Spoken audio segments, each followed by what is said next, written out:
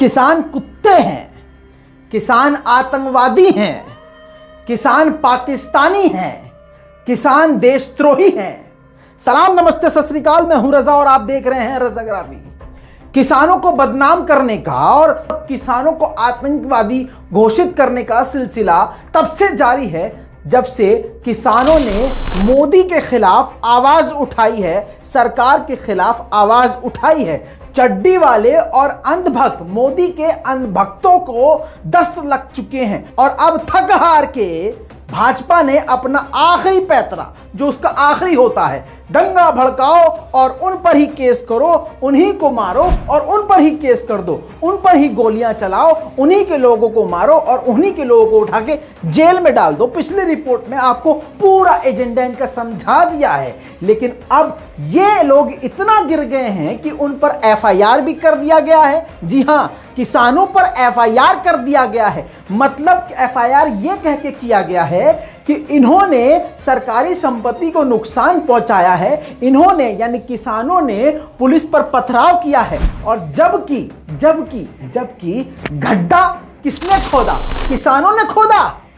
अरे सुअर की सोच वालों, साफ साफ झूठ बोल रहे हो। पूरी दुनिया देख रही है। सड़क तुमने, सरकारी संपत्ति तुमने तोड़ी, पुलिस वालों ने गड्ढा किया, बैरिकेडिंग लगाई, पत्थर उखाड़ के बीच सड़क पर रखे, किनारे से पत्थर उखाड़ के बीच सड़क पे रखे, चौड़े चौड़े गड्ढे पुलिस वालों ने किए और उल्टा एफआईआर किसानों पे कर दिया गया है। और अब इसी एफआईआर पर, जी हां, अब इसी एफआईआर के बिना पर इनको आतंकी और दंगाई कहा जा रहा है। और अब देख लीजिए, जैसे सीएए में मुसलमानों को बदनाम किया गया और दंगा फैलाया गया बीजेपी के द्वारा, वैसे ही अब दंगा इन्हीं के बीच में जाकर फैलाया जाएगा और इन पर गोलियां चलाई जाएंगी। बहुत जल्द ये होने वाला है। इसीलिए कह रहा हूं, किसानों सावधान रहना, सतर्क रहना। जिसे तुमने अपने सर पे बिठाया था वो तुम्हारे सर पे चढ़ के मूत रहा है। पर एफआईआर दर्ज की गई है। दिल्ली के अलीपुर थाने में केस दर्ज किया गया है। किसानों पर पुलिस ने हिंसा करने, सरकारी संपत्ति को नुकसान पहुंचाने समेत कई धाराओं में एफआईआर दर्ज की है। तो एफआईआर में क्या कहा गया है, आनंद?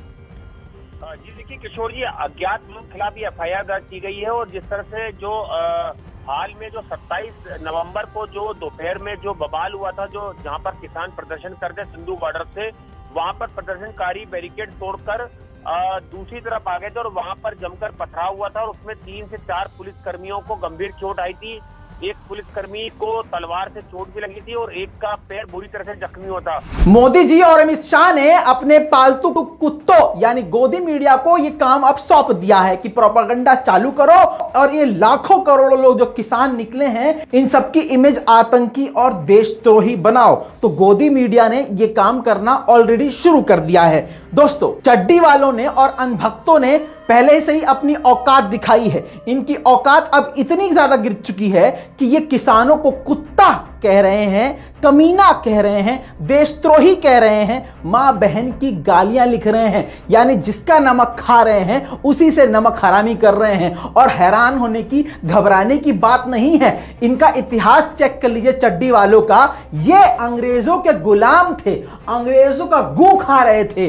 भारत की आजादी की जब लड़ाई हो रही थी तो ये अपने बाप अंग्रेजों का गू उठा रहे थे और गू लेप रहे थे मुंह पर। इनका गोबर से बहुत पुराना कनेक्शन है। आजादी की लड़ाई में इनका कोई रोल नहीं है। वही औकात अब ये यहां दिखा रहे हैं। उस वक्त भी इन्होंने देश से नमक हरामी करी थी और आज भी ये जिसका नमक खा रहे हैं, जिन किसानों का नमक खा रहे हैं, उसी को गालियां बककर उससे नमक हरामी कर रहे हैं। घबराइए नहीं, आज पूरा सबूत लेके आया हूं क्योंकि मैं गोदी मीडिया का बाप हूं और अनभक्तों के मुंह पर गोबर फेंकने वाला इंसान हूं। सबूत लेके आया हूं। देखिए इन सुअरों की सोच कितनी घटिया और गिरी हुई है। ये देखिए, बीजेपी का एक कुत्ता सिंह ब्रजेश लिख रहा है, तुम लोग किसान नहीं, कांग्रेसी आतंकवादी हो। देश में करोड़ों किसान हैं लेकिन तुम्हारे जैसे नहीं। दूसरा कुत्ता अनिल कुमार, ये क्या लिख रहा है,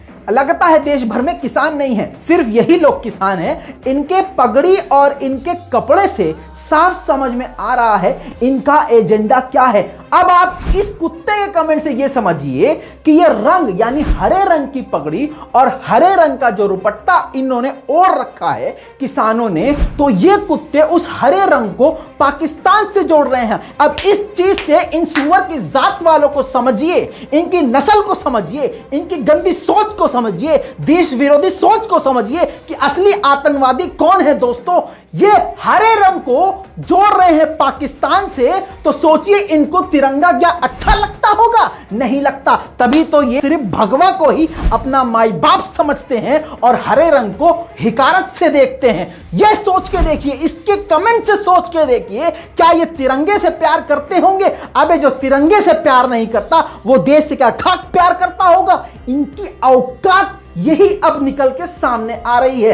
और भी कमेंट देखिए, आज इनकी सारी औकात मैं निकाल कर दिखाऊंगा।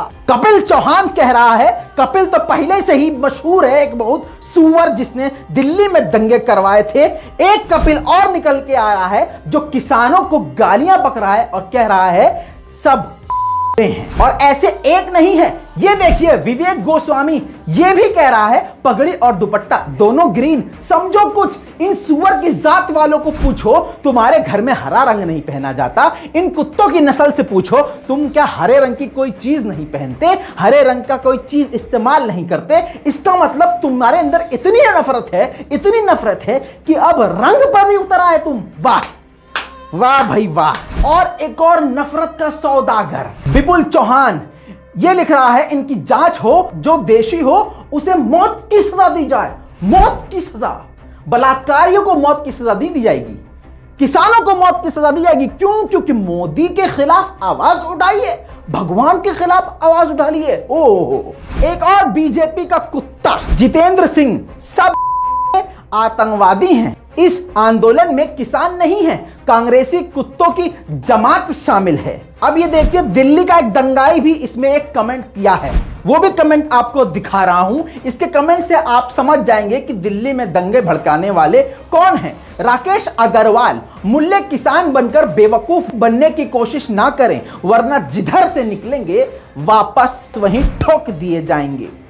और एक शर्मा जी, दीपक शर्मा जी, पंडित जी लिख रहे हैं कुत्ते गुंडे किसान। ये है बीजेपी के समर्थक, इनकी सोच देख लो दोस्तों। इस वीडियो को इतना शेयर करो कि ये हर किसान तक ये वीडियो पहुंचे, हर असली देशभक्त तक ये वीडियो पहुंचे और इनका एजेंडा नंगा हो जाए और दंगे करने की इनकी चाल फेल हो जाए। मैं हूं रजा, गोदी मीडिया के लिए सजा। चैनल को सब्सक्राइब कीजिए, ऐसे ही आएगा मजा। जय हिंद।